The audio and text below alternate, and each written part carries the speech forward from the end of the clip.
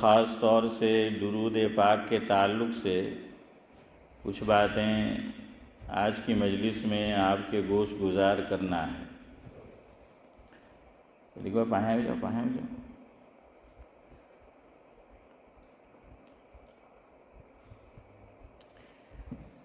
مدارس عربیہ میں انڈیا، پاکستان، بنگلہ دیش میں جہاں پر فارسی کے درجات پڑھائے جاتے ہیں، ان میں ایک کتاب پڑھائی جاتی ہے فارسی زبان میں جس کا نام ہے کریمہ۔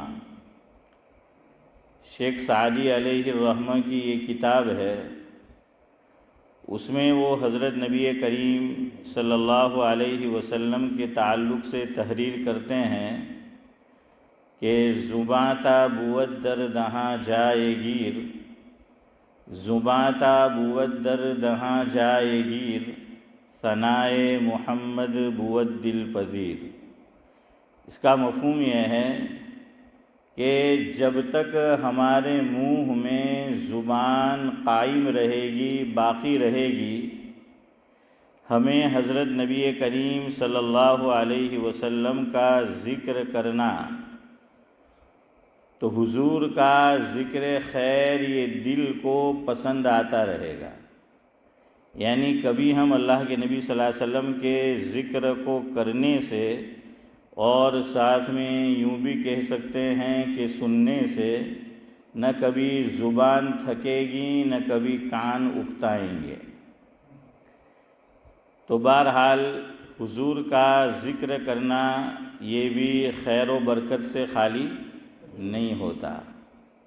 ہمارے ایک بزرگ جن کا نام ذکر کیا ہے حضرت مولانا بلال حسن تھانوی، مجھے نہیں پتا وہ بقید حیات ہے یا یہ کہ دوسرا معاملہ ہے، بہرحال تو ان کے تعلق سے لکھا ہے کہ وہ یہ شعر اپنے تعلق سے پڑھا کرتے تھے جس میں انہوں نے اللہ تبارک و تعالیٰ سے اپنی چاہت، اپنی خواہش، اپنی آرزو اور اپنی تمنا یہ ذکر کی ہے۔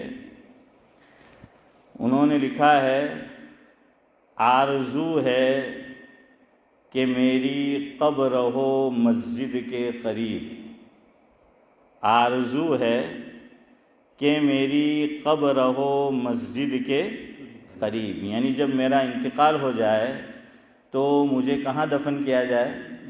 مسجد کے قریب دفن کیا جائے، قبرستان میں دفن نہ کیا جائے بلکہ مسجد کے قریب جو حصہ ہے وہاں دفن کیا جائے۔ بھائی کیوں وہاں دفن کیا جائے؟ کیا مقصد کہ مسجد کے قریب میری قبر بنے؟ تو سنیے کیسے کیسے لوگ گزرے ہیں اور کوئی زیادہ زمانہ نہیں گزرا ہے۔ ہاں، اصل میں عشق ہو جانا چاہیے، محبت۔ ہاں، کہتے ہیں کہ محبت تجھے آداب محبت خود سکھا دے گی، ہے نا؟ ہاں، تو دیکھیے جیسے شیخ سعدی نے کہا کہ حضور اکرم صلی اللہ علیہ وسلم کے ذکر سے ہماری زبان نہیں تھکے گی، تو وہ کہتے ہیں کہ میں مر جاؤں تو میری قبر اگر قبرستان میں بنے گی تو عام طور سے قبرستان ذرا مسجد سے کیا ہوتے ہیں؟ دور ہوتے ہیں، ہے نا؟ تو اس لیے انہوں نے خواہش کی، ایک خاص مقصد کہ میری قبر میرے مرنے کے بعد مسجد کے قریب کیوں ہو۔ میں اور آپ ابھی جو بیٹھے ہیں، جہاں بیٹھے ہیں، وہ کیا ہے ذاکر بھائی؟ اللہ تعالیٰ کا گھر ہے، مسجد ہے، اور ہم کیا کر رہے ہیں؟ حضور اکرم صلی اللہ علیہ وسلم کا ذکر خیر۔ اب مان لیجئے کہ دروازے کھلے ہو اور کسی کی قبر مسجد کے ساتھ بنی ہو، تو ہم جو یہ گفتگو کریں گے، یہ مجلس ہوگی، تو اس کی آواز وہاں تک پہنچے گی نا؟ ہاں۔ اب پھر ایک مسئلہ سعید بھائی پیدا ہو سکتا ہے کہ مردے سنتے ہیں کہ نہیں سنتے؟ ہے کہ مردے قبر میں سنتے ہیں کہ نہیں سنتے؟ علامہ خالد محمود صاحب نور اللہ مرقدہ، میں نے سنا ہے کہ میں یہاں امام بن کر آیا اس سے پہلے حضرت کی ایک مرتبہ رمضان المبارک میں یہاں حاضری ہوئی ہے۔ سمجھا صحیح ہے ہاشم بھائی؟ ہاں، تو یہاں حاضری ہوئی ہے، تو حضرت کے خطبات خالد کے نام سے چھپے ہیں۔ اسکاٹ لینڈ سے، وہ میرے پاس ہے الحمدللہ۔ تو اس میں سعد اللہ صاحب یہ موجود ہے کہ علامہ خالد محمود صاحب نور اللہ مرقدہ سے کسی نے سوال کیا کہ حضرت قبر میں مردے سنتے ہیں کہ نہیں سنتے؟ تو حضرت نے ایک جواب تو یہ دیا ان کو کہ تم کو مردے کی فکر ہے، میری تو زندہ نہیں سنتے۔ کچھ سمجھ آیا کہ تمہیں مردے کی فکر ہے اور میری تو صدیق بھائی زندہ لوگ نہیں سن رہے ہیں، تمہیں مردے کی فکر ہے۔ خیر پھر حضرت نے جواب دیا کہ دیکھیے میں نام نہیں لوں گا کسی وجہ سے، آپ سمجھ جانا۔ حضرت نے یہ فرمایا ایک خاص طبقہ، فرمایا کہ ان کے تو سارے مردے سنتے ہیں۔ ہے جاوید بھائی سمجھ گئے کون؟ بولو زور سے اگر پتا ہو۔ ہاں جی یہی۔ تو حضرت نے فرمایا ان کے تو سارے سنتے ہیں۔ ایک اور طبقہ ہے جو چاروں اماموں کے مسلک پہ عمل نہیں کرتا ہے، تو فاروق بھائی ان کے تعلق سے فرمایا کہ ان کا ایک بھی نہیں سنتا۔ اور اسماعیل بھائی فرمایا کہ دیوبندی جو ہیں ان کے بعض سنتے ہیں اور بعض نہیں سنتے۔ کیا مطلب؟ کہ اللہ جس کو چاہے سنا دیتا ہے اور اللہ جس کو نہ چاہے نہیں سن سکتا۔ اور دیکھیے سمجھ میں بھی آتا ہے کہ مردے سنتے ہوں گے، لیکن یہی شرط کہ جس کو اللہ چاہے۔ کیوں؟ ہم استدلال اس سے کر سکتے ہیں سعید بھائی، حالانکہ یہ عمل میں اور آپ عام طور سے کرتے نہیں ہیں، اور اگر آپ ابو سمجھ چچا اور حافظ صاحب اور دیگر حضرات کرتے ہو تو بڑی اچھی بات ہے۔ قبرستان میں جب داخل ہو تو مجھے اور آپ کو ایک عمل کرنا ہے۔ کیا کرنا ہے؟ جزاک اللہ۔ ہاں اس لیے کار لے کے مت داخل ہو، ورنہ کار میں پھر بات چیت کرتے کرتے ہوتے تو بھول جاتے۔ کار باہر پارک کرو، پارکنگ مل جائے تو قبرستان جہاں سے اس کی حد شروع ہوتی ہے، تو قبرستان میں داخل ہو تو شریعت نے مجھے اور آپ کو یہ تعلیم دی کہ کیا کرو؟ سلام کرو۔ اب چلو کس کو آ جائے، کرو تم بس۔ جاوید بھائی شارٹ اینڈ سویٹ ہیں، ہاں ایک دم شارٹ کٹ والی دعا لے آئے۔ ٹھیک ہے، یہ بھی ٹھیک ہے۔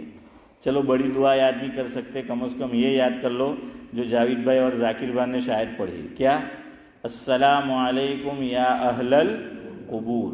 اور نیت کرو آج سے اس مسجد میں مجلس میں بیٹھے بیٹھے انشاءاللہ جب بھی قبرستان میں داخل ہوں گے تو سلام کریں۔ کیا کرنا ہے؟ السلام علیکم، یہ تو سب کو آتا ہے، یا اہل القبور، یا یعنی اے، قبور یہ قبر کی محمد علی صاحب جمع ہے یعنی کئی قبریں ہیں، اور اہل یعنی والے، یعنی اے قبر والو جو یہاں سوئے ہوئے ہو، یہاں دفن ہیں، دفن کیے گئے ہو، تو تم پر کیا ہے؟ سلام ہے کہ السلام علیکم یا اہل القبور۔ اور اس کے علاوہ بھی حدیث میں دعا آئی ہے کہ السلام علیکم یا اہل القبور من المؤمنین والمسلمین وإنا انشاء اللہ بکم لاحقون نسأل اللہ لنا ولکم العافیہ او کما قال۔ تو اس طریقے سے بھی یہ پوری جو ہے وہ دعا آئی ہے، لمبی دعا۔ تو بھائی سوال پیدا ہوتا ہے کہ جب وہ سنتے ہوں گے تبھی تو سلام کرنے کو کہاں گیا؟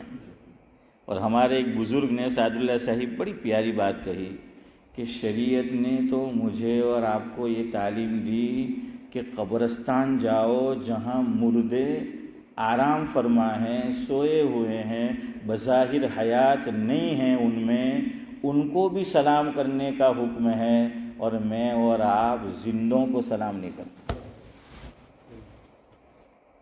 شریعت تو مردوں کو سلام کرنے کو کہہ رہی ہے اور میں اور آپ زندوں کو سلام نہیں کرتے۔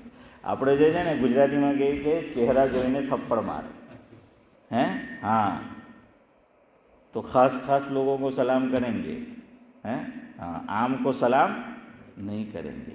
حالانکہ حدیث میں کیا فرمایا؟ اللہ اکبر آقا نے فرمایا ذاکر بھائی مفہوم یہ ہے کہ جانتے ہو جس کو اس کو بھی سلام کرو اور جس کو نہ جانتے ہو اس کو بھی سلام کرو۔ اب ہماری مسجد میں تو ہم لوگ آتے ہیں سب سے جان پہچان ہے، لیکن اس میں بھی ہم نے کیا کر رکھا ہے فاروق بھائی؟ ایک خاص طبقہ بن گیا ہے کہ صرف ان کو جو ہے وہ سلام کرنا ہے۔ اچھا کچھ لوگ سلام کا جواب نہیں دیتے، منہ پھیر لیتے ہیں۔ کل قیامت میں آقا نے منہ پھیر لیا تو کہ تو نے میری سنت، کسی نے تجھے سنت سمجھ کر سلام کیا ہے آقا کی اور تو منہ پھیر رہا ہے، کل آقا نے تجھ سے منہ پھیر لیا تو کیا ہوگا؟ ارے شریعت نے تو یہ تعلیم دی۔ اصل میں ہم لوگ بڑی بڑی باتیں کرتے ہیں لیکن چھوٹی چھوٹی باتوں پہ عمل نہیں ہمارا۔ دیکھیے اگر شریعت کی تعلیم پہ چھوٹی چھوٹی باتوں پہ عمل کرے، آپس میں پیار، بھائی چارہ، محبت، اتحاد، اتفاق ہیں یہ پیدا ہو جائے۔ شریعت نے ہمیں سعید بھائی کیا تعلیم دی کہ جب کسی مسلمان سے ملاقات کرو اسماعیل بھائی تو انگلش والا اسمائل کرو، کیا کرو؟ ہنستے ہوئے۔ کیسے کرو؟ ہنستے ہوئے۔ اب ہمارے تو بعض لوگ ہاشم بھائی ایسا منہ بناتے એવું લાગે કે આજે બૈરીએ 12 દાડાની ખાટી કઢી ખવડાવીને મોકલેલો છે ઘેરથી ہے، تو اس طریقے سے جو ہے وہ منہ بنائے ہوئے ہوتے ہیں۔ ارے منہ ہنسی خوشی ہے۔ ہاں حضرت عائشہ رضی اللہ تعالی عنہ بیان کرتی ہے، مفہوم یہ ہے کہ آقا جب بھی گھر میں داخل ہوتے تو دو کام کرتے، ایک مسکراتے ہوئے داخل ہوتے اور دوسرا سلام کرتے۔ اور میں اور آپ સિદ્દીક ભાઈ ઘેર જાય તો મોડું બરાબર કે આજે કહી જ દીધું કે જે દાડે મારું મોડું ચડેલું હોય ને મારું નામ નહીં લેવાનું। હા હે મારું નામ નહીં લેવાનું। તો વहीं से આપણે તો ગુજરાતીમાં કહે કે અબ્દુલસલામ સિદ્દીક क्या हम सब, मैं आप जावेद हो, जाकिर हो, अब्दुलसलाम हो, हैं हाँ बस इनका नाम ले सकता हूँ, बाकी को नहीं सकता, इनसे हम फ्री माइंड हैं। તો બહરહાલ क्या है કે वो દાખલ હોંગે તો કેવું બોલે કે મારું મોડું જરા ચડેલું હોય ને સમજી જવાનું કે બહાર કે ગડબડ થઈ રહી છે એમ કે ઘરવાળીને ને પોયરાને કહી દીધું નામ નહીં લેવાનું મારું હતું। सलाम भी फारूक भाई नहीं करते फिर। अरे यार हमारे बुजुर्ग ने फरमाया कितनी प्यारी बात कि सुनना, रोज़ाना सुबह निकलने वाला सूरज اللہ تعالیٰ اللہ کے نبی صلی اللہ علیہ وسلم کے لیے بظاہر نئی تکلیف نئی مصیبت لے کر آتا تھا۔ روزانہ نیا سورج نکلتا تھا، نئی تکلیف دشمنوں کی طرف سے ہیں، وہ پلاننگ کرتے رہتے تھے نا دشمنوں کی طرف سے، لیکن پھر بھی حضور کیا ہے؟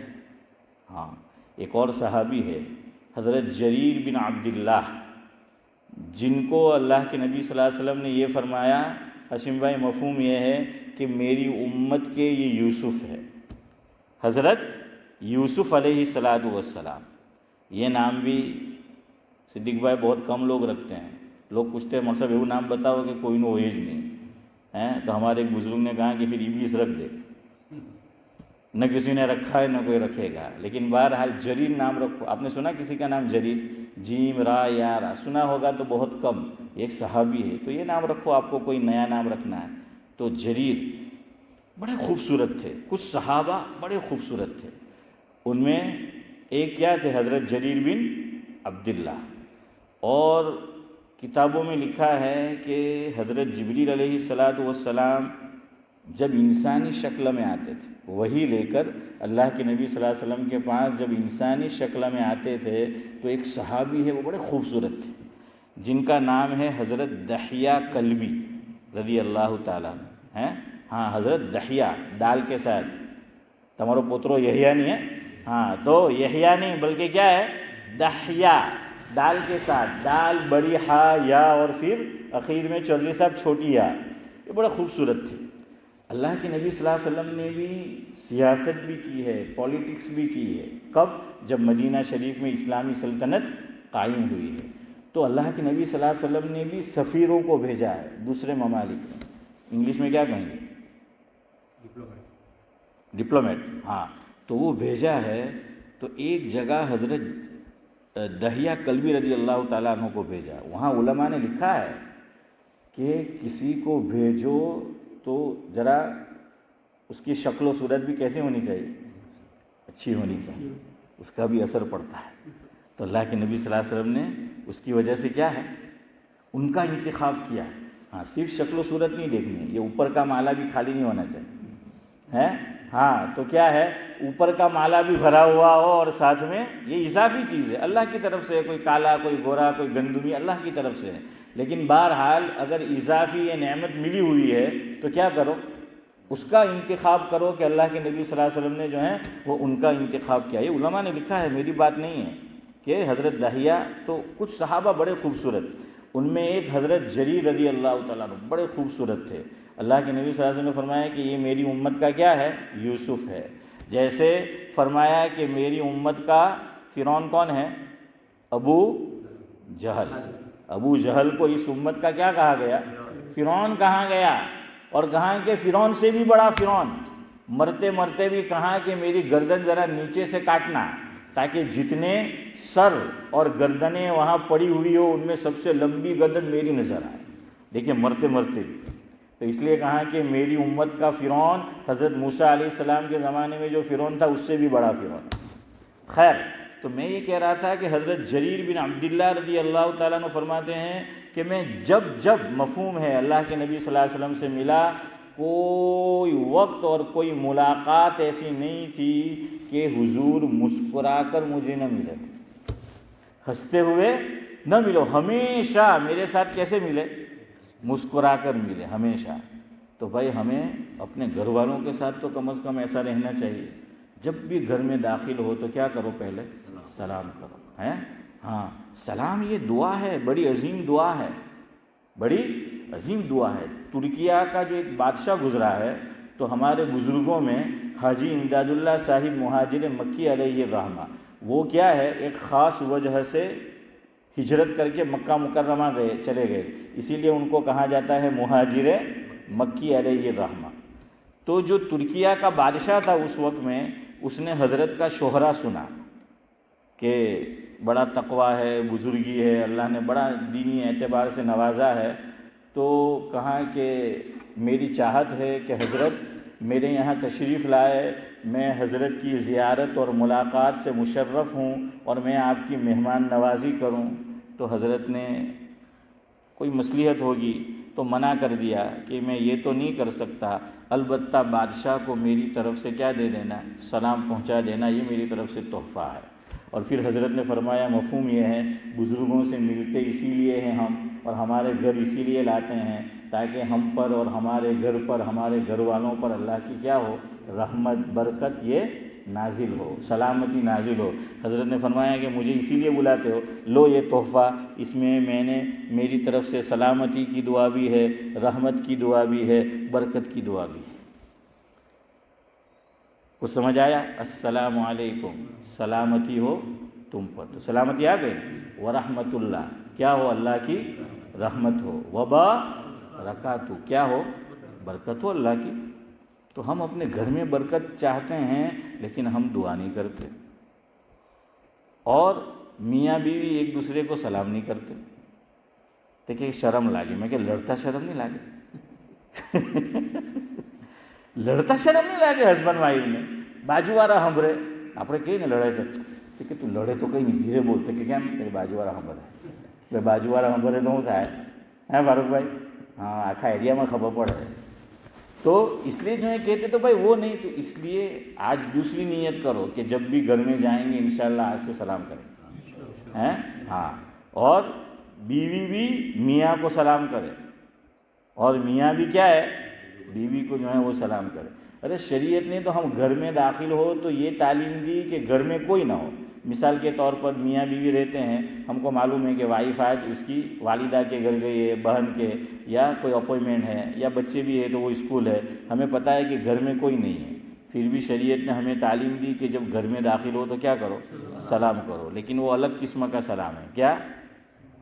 السلام علیکم ورحمۃ اللہ وبرکاتہ وعلی عباد اللہ الصالحین۔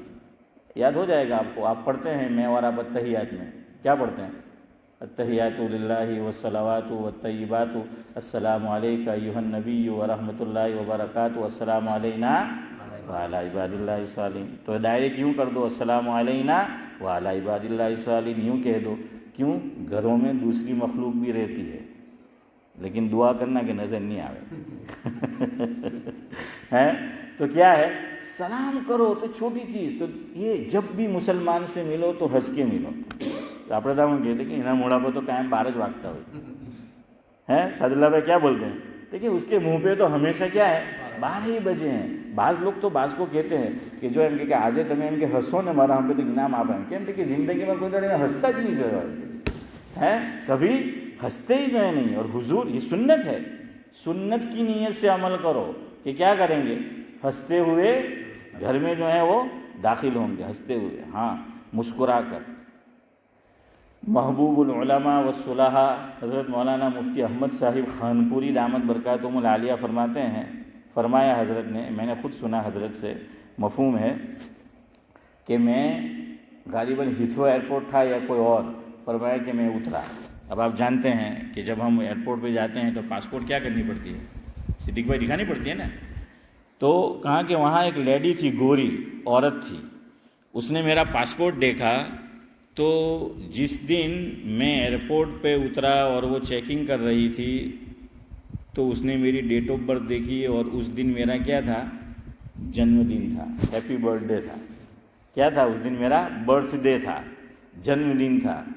تو حضرت فرماتے ہیں میرے تو ذہن میں بھی نہیں ہیں, ہم تھوڑی ہیپی برتھ ڈے مناتے ہیں. فرمایا میرے تو ذہن میں بھی نہیں.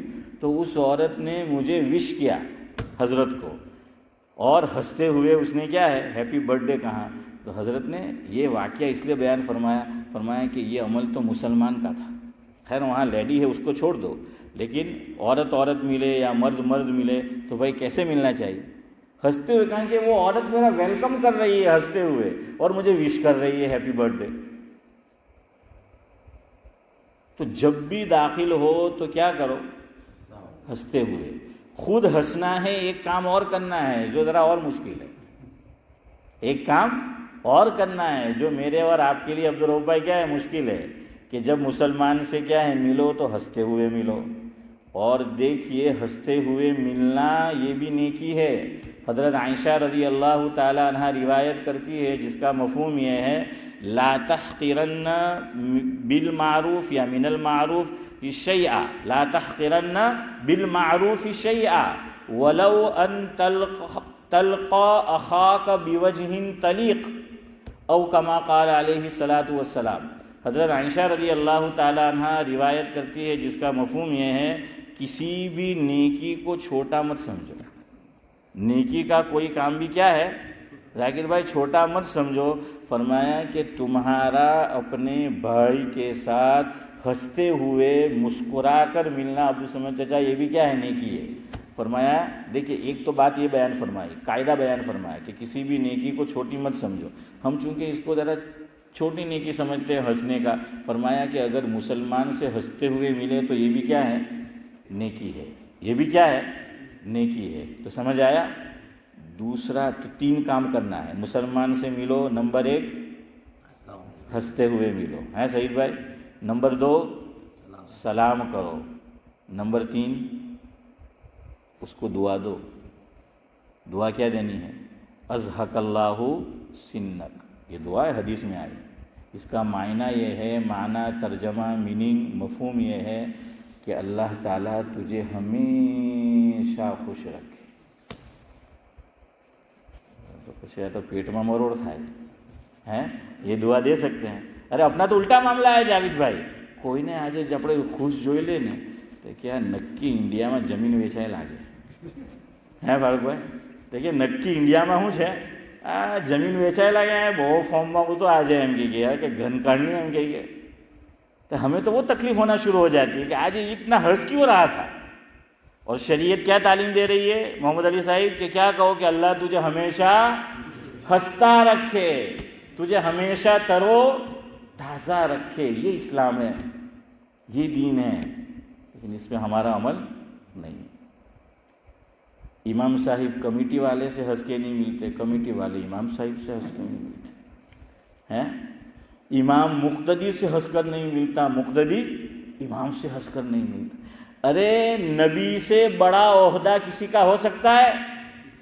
کسی کمیٹی والے کا، کسی چیئرمین کا، کسی مسجد کے امام کا، کسی خانقاہ کے شیخ کا، دعوت و تبلیغ کے کسی امیر کا، گھر کے کسی بڑے چودھری کا کوئی بڑا مرتبہ حضور کے ہم مرتبہ کوئی ہو سکتا ہے؟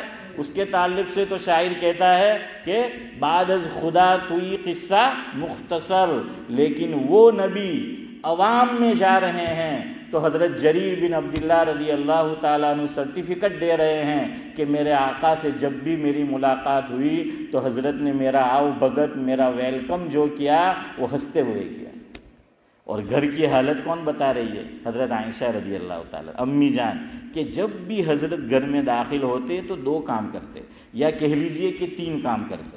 نمبر 1 ہنستے ہوئے داخل ہوتے، نمبر 2 سلام کرتے، نمبر 3 دیکھیں شریعت نے یہ بھی سکھایا، اللہ اکبر، قربان جائیے، یہاں تک سکھایا ہمیں چھوٹی چھوٹی بات۔ حضرت عائشہ اچھا اب آپ ذرا یہ بات سننے سے پہلے حضور کے زمانے میں چلے جائیے، میرے اور آپ کے مکان چھوڑ دیجئے، جو فلیٹ ہے ہمارا فلیٹ، وہ بھی حضرت عائشہ کے گھر سے بڑا ہوگا، 1 بیڈ روم فلیٹ بھی۔ کیوں 1 بیڈ روم فلیٹ میں کیا ہوتا ہے؟ ایک سٹنگ روم ہوتا ہے نا، ایک بیڈ روم جو ہے ہوتا ہے، کچن جو ہے ہوتا ہے، ٹوائلٹ باتھ ہوتا ہے۔ حضرت عائشہ کا گھر ایک دم چھوٹا سا تھا، ایک دم کیا ہے؟ چھوٹا سا۔ روایت میں آتا ہے نا، حضرت عائشہ فرماتی ہے کہ میری نماز نہیں ہوتی ہے، میں حیض کی حالت میں ہوتی، حضور اکرم صلی اللہ علیہ وسلم نماز پڑھتے تو حضرت کا ہے نا چھوٹا سا مکان تھا، اتنا بڑا نہیں، لیکن حضرت جب گھر میں داخل ہوتے فرمایا اس طرح سلام کرتے جاگنے والا جواب دے دیتا، سونے والے کی نیند میں خلل نہ پڑتا۔ તમે આજે સાંભળીને જાહે તો એટલી જોરથી કહે કે 3 બેડરૂમનું 3 ફ્લોરનું ઘર છે, ઉપર સુધી બધાને સંભળાય। کوئی سویا ہوا ہے اس کو بھی کیا کریں گے؟ جگائیں نہیں بھائی، میری والدہ بوڑھی ہے، میرے والد بوڑھے ہیں، سوئے ہوئے ہیں، رات میں ان کو کبھی نیند آتی ہے، کبھی آنکھ کھل جاتی ہے، کوئی مہمان ہے، کوئی گھر میں بیمار ہے، تو بھائی سلام بھی کرو تو اس طرح کرو۔ ہمیں گھر کا پتہ ہوتا ہے کہ بھائی اس وقت میں کون آرام کر رہا ہوگا، کون گھر میں بیمار ہے، کون کیا ہے، تو سلام اس طریقے سے کرنا ہے کہ کسی کے آرام میں کیا نہ پڑے، خلل نہ پڑے۔ تو چلو آج یہی ہم سب نیت کرتے ہیں، ایک تو قبرستان میں جائیں گے تو سلام کریں گے، دوسرے جب بھی کسی سے ملیں گے تو مسکرائے۔ اب پرابلم بھی છે સઈદભાઈ હવે બીજો, આજે તમે કોઈને હોતા મળો કે નક્કી એનો કંઈ મતલબ લાગતો છે અડધું સમજ છે। अब तो ये प्रॉब्लम चौधरी साहब, કોઈને તમે હસતા હોવા મળે તો બી હવે પછી તેણે એવું કહી દીધું તો સિદ્દીકભાઈ પછી મને ગાદ દે કે યાર આ મોલસાબે મને કીધું હસતા હોવા મળવાનું ને હવે હેલો મારા રોવી વાત કરે કે આજે કંઈ મતલબ હોય, મારે કંઈ લેવા દેવાની યારી ના હતી। समझ में आया? हाँ, जाकिर भाई की शॉप में जाओ हंसते हंसते तो कि नक्की आज गर्मी वो पड़ती है, फ्री ड्रिंक ले आओ तो भाई ऐसा नहीं होना चाहिए। बदगुमानी क्यों करते हैं? बदगुमानी क्यों करनी? तो समझ आया? और ये दुआ मुझे नहीं लगता शायद हमने कभी अपनी बीवी बच्चों को भी दी हो, नहीं दी हो तो आज से शुरू करो कि क्या कहेंगे? अज़हकल्लाहु, कोई बोल ही नहीं रहा तो दुआ देगा कैसे?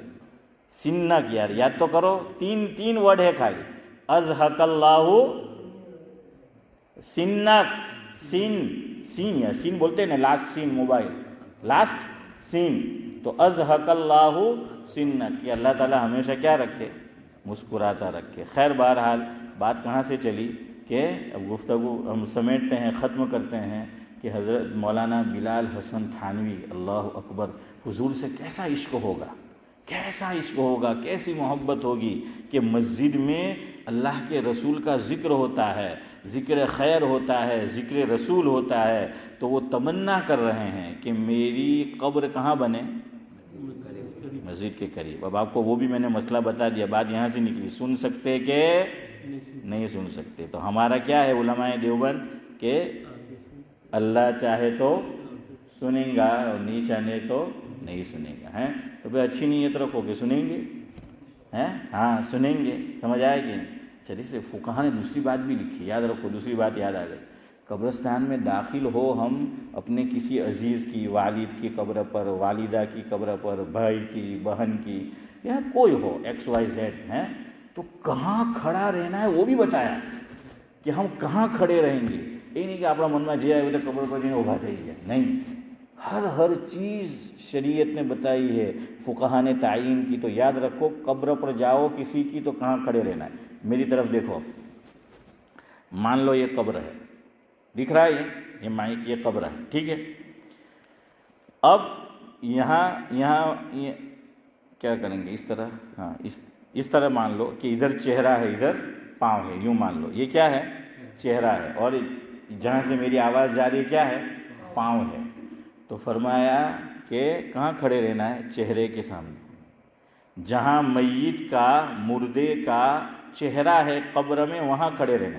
ہاں اگر زیادہ لوگ ہیں تو ظاہری بات ہے پھر دوسری جگہ کھڑا رہنا پڑے گا. لیکن ایک آدمی گیا ہے تو وہ بالکل کہاں کھڑا رہے گا، اس کی سیدھ میں. کیوں؟ جیسے مسلمان سے مسلمان ملتا ہے تو سلام کر کے آیا، اور جب بات چیت کرتے ہیں تو آمنے سامنے ہو کے کرتے ہیں یا پیچھے سے؟ ارے بلکہ صحیح طرح چہرہ نہیں دکھ رہا تو کیا بولتے ہیں، حالانکہ ہم بھی بات کرنی ہے کہ ہم بھی تاروں موڑو دکھائی تے ہیں، بولتے ہیں نا.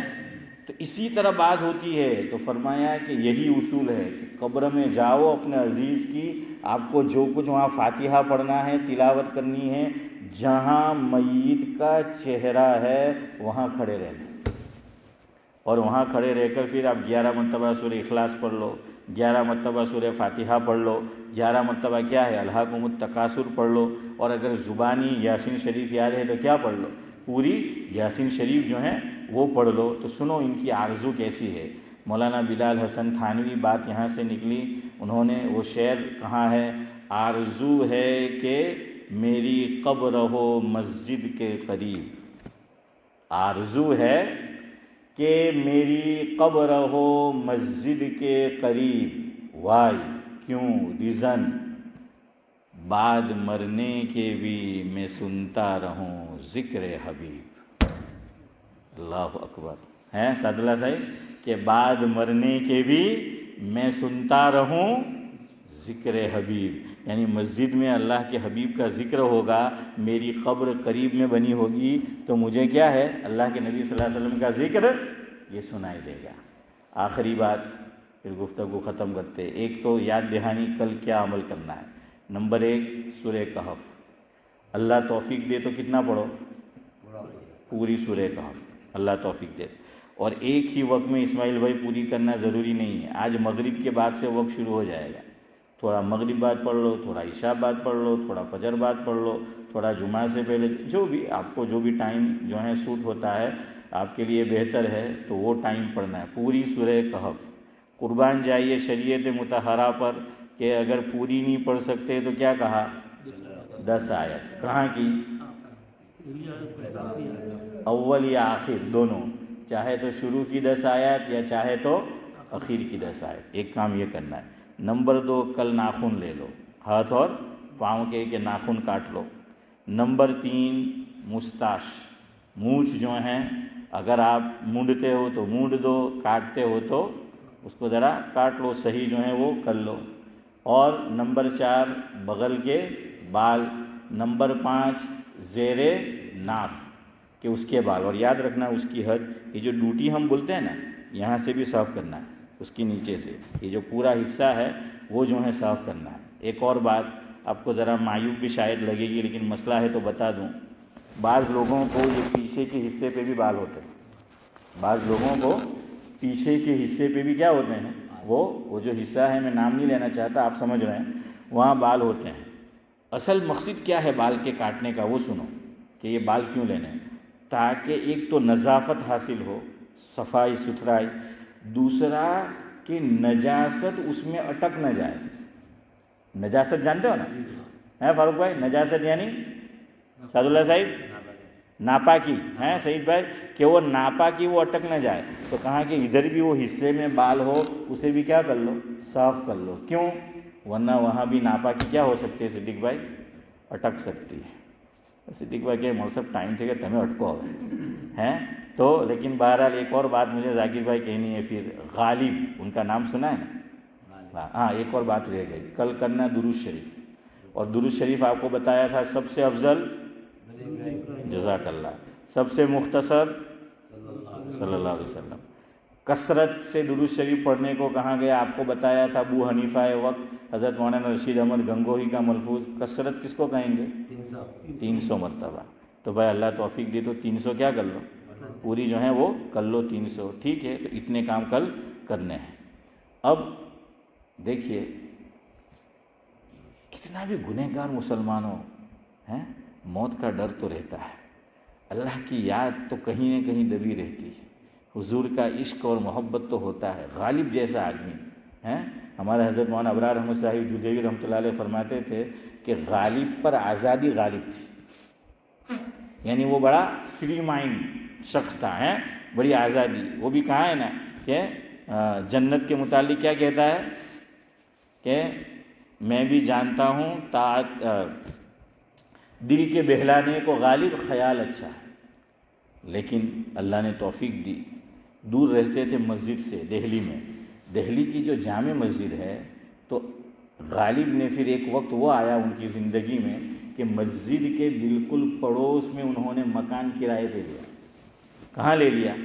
دیکھیے اللہ کو نوازنا ہو, اللہ کو اپنی جانب متوجہ کرنا ہو تو کچھ نہ کچھ بہانہ کیا ہے بن جایا کرتا ہے, بہانہ بن جایا کرتا ہے. تو غالب بڑا آزاد شخص تھا اور پیتا بھی بہت تھا, ہیں ہاں پیتا بھی بہت تھا. تو پھر اچھا آپ کو ایک اور اس پہ مزیدار بات سناؤں. غالب کے ایک دوست تھے, وہ آئے رمضان مبارک میں, کم بخت نے روزہ نہیں رکھا اور پی رہا تھا. تو وہ دوست مسلمان تھا, کہنے لگا کہ حدیث میں حضور نے فرمایا ہے کہ شیاطین تو قید کر دیے جاتے رمضان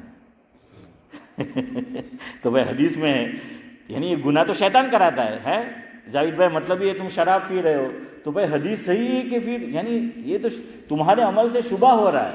تو غالب نے کہا مسلمان تو تھا کہ حدیث بالکل صحیح ہے اپنی جگہ, شیطان سب کیا ہے قید کر دیے گئے ہیں. اب میں یہ جو کوتھڑی میں شراب پی رہا ہوں, پرابلم یہ ہے کہ یہیں قید ہے. نہیں سمجھے آپ لوگ, چلو نہیں سمجھے تو بھی کوئی بات نہیں. تو خیر غالب نے کیا ہے وہاں مسجد کے پڑوس میں مکان خرید لیا اور ایک شعر کہا. وہ ہمارے بزرگ نے کہا نا کہ میری قبر کہاں بنے, مسجد کے قریب. اس پہ مجھے یاد آیا, غالب کو مکان کرائے پہ رینٹ پہ مل گیا کہاں پر, بالکل مسجد کے پڑوس میں. جیسے عبداللہ بھائی ساچا کا مکان ہے مدینہ مسجد بالکل پڑوس میں. پھر غالب نے ایک شعر کہا. ہاں اس پہ صوفیہ نے ایک بات لکھی ہے کہ کسی گنہگار سے نفرت نہیں کرنی, گناہ سے نفرت کرنی ہے, گنہگار سے. اللہ کب کس کو نواز دے کوئی نہیں کہہ سکتا. غالب کے ساتھ بھی اللہ کا رحم و کرم کا معاملہ ہوا, ایک بہانہ بن گیا. غالب کو کرائے پہ مکان دہلی کی جامع مسجد کے ساتھ مل گیا. اور غالب نے ایک شعر کہا کہ مسجد کے زیر سایہ مکان بنا لیا ہے, مسجد کے زیر سایہ مکان بنا لیا ہے, یہ بندے کمینہ اب ہمسایہ خدا ہے. اللہ, ہاں سعد اللہ صاحب خالی سمجھے, آپ لوگ نہیں سمجھے کیا کرے, ورنہ ہے ساجد بھائی ہمجھے یا نہیں, تمہیں بھی یار دور بہی نہ ہمجھے پاہیں ہمیں نہ ہمجھو ہے. عبد الصمد چچا پوچھ رہے کہ کیا مطلب. غالب یہ کہہ رہا ہے کہ مسجد کے زیر سایہ ایک مکان بنا لیا ہے, یہ بندہ کمینہ. غالب خود کو کمینہ کہہ رہے ہیں, گنہگار ہیں, کہ یہ بندہ کمینہ اب ہمسایہ خدا ہے, یعنی اللہ کا نیبر ہے. اب وہ اللہ کا کیا بن گیا ہے, پڑوسی بن گیا ہے. اللہ تعالی ہمیں جنت میں اپنے حضور کا پڑوسی بنا لیں. سبحان اللہ بحمدہ, سبحانک اللہم و بحمدک, نشہد